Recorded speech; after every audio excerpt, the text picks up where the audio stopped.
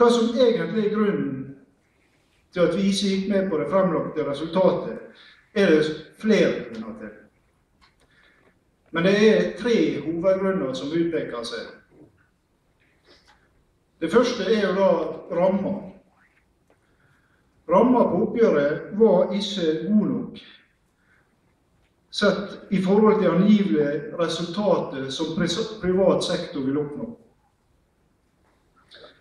Det innebærer at forskjellen mellom privat og offentlig sektor, sånn som resultatet foreligger i dag, vil ytterligere øke. Dette er også det viktigste prinsippet. Det er det prinsippet som sikrer rekruttering inn til vår etat, eller offentlig etaten. Og det er det som gjør at vi er i stand til å beholde de beste folka i offentlig etat. Det andre momentet som er av stor betydning for Unio, er et justeringsoppgjør. Et justeringsoppgjør er et veldig viktig prinsipp for Unio. Det er viktig både i et kortsiktig og langsiktig perspektiv. Et justeringsoppgjør er viktig for å løfte enkeltgrupper og for å endre relasjoner mellom grupper. For eksempel kan det være forskjell mellom grupper med og grupper uten utdannelse, og det kan du da justere på et justeringsoppgjør. Slike utjevninger er det på et justeringsoppgjør vi kan gjøre. Som sagt, det har stor prinsipiell betydning for Unio.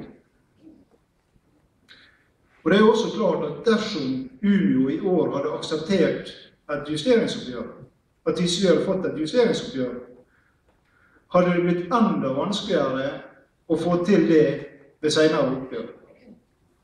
For vi vet at både staten og ikke minst akademikerne ikke ønsker justeringsoppgjør. Derfor var det viktig å få til et justeringsoppgjør. Derfor er det viktig også å streike for et justeringsoppgjør. Det siste punktet som er av vesentlig betydning, er en reforhandlingsklausul. Og det var kanskje også den avgjørende faktoren som gjorde at Unio forkastet den skissa som ble fremlagt. Staten la frem en skisse, en reforhandlingsklausul, som både var uklar og svært lite forpliktende. Det la inn en reforhandlingsklausul som knyttet seg til neste års mellomoppgjør.